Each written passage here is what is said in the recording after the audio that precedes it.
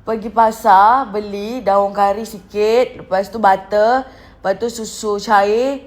Macam tu. Lepas tu masak butter chicken ke? apa butter chicken ni? Nak muntah lah dengar. Abi dah janji dah kan. Okey. Tak nak cakap butter chicken dah. Abi pergi beli tu lah. Okey. Ya, Abi dah beli dah. Yang saya suruh tu. Ni. Nak Abi tolong apa tak? Tak apa tak payah. Abi tolong apa lah? Tak apa tak payah. Tak payah.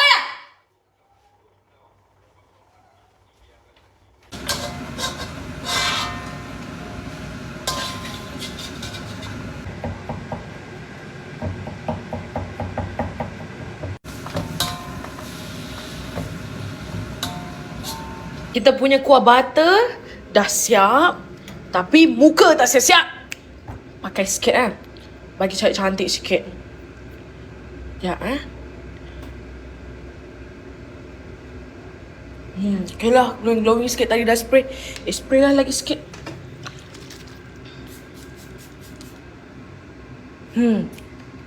Okay. Tu butter chicken kan?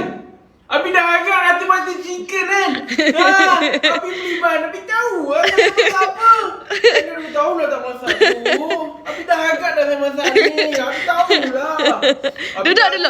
Ya, duduk dulu. Duduk dulu. Duduk.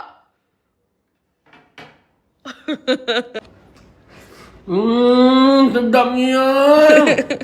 Saya memang paling sedap masakan ikan dunia. Saya masak paling sedap dah lah. Cantik, muka glowing, pandai masak. Memang Abi untung lah. Terima kasih isteri. Sedapnya. Ya, makan dulu. Nanti cakap. Ya, makan dulu.